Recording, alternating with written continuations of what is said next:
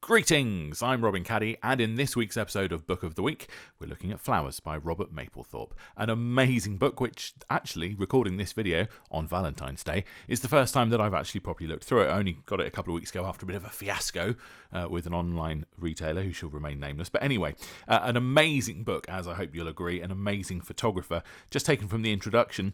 Here too, one encounters two things in their utmost perfection: erotic drama and absolute clarity of composition, the celestial poles and quintessence of Mapplethorpe's work.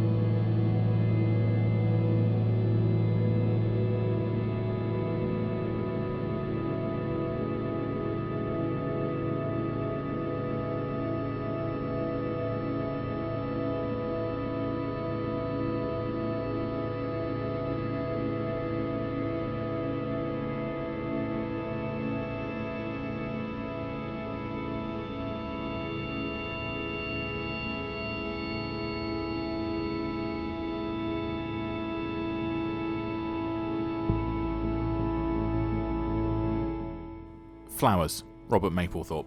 A remarkable book with an introductory essay by Patti Smith, A Final Flower. It is by the grace of God that our fields and hothouses are filled with blooms that can be arranged and exchanged in the act of giving. It is through another gesture of grace that certain blooms have been plucked and fastened forever by the hand of one with an unflinching perception of the colour, form and personality of the flower. And just look how straightforward and yet perfect the opening image in the book is. The graduation of tones in the background is a recurring theme, as you can be seen here. Shadows and light and simplicity, and yet great power to the work as well.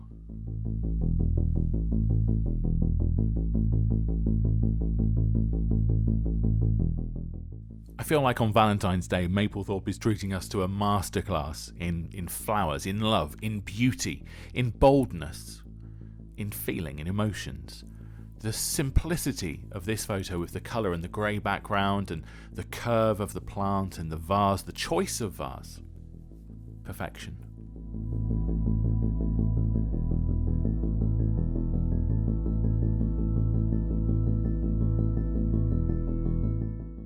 And here once again we see the themes of graduation of tones and colours. We see it in the vase and in the background and in the pure perfection of the image. And what could be more simple? A flower in a bowl. Simple but perfect. And here we're challenged very directly to really look at this beautiful bloom and to encounter it for what it is, with no distractions, no colours, no graduation, just perfection. And again here, who but Mapplethorpe would have chosen to put a red tulip onto a red background and to show it in stark simplicity and yet beauty. A similar idea here with this calla lily.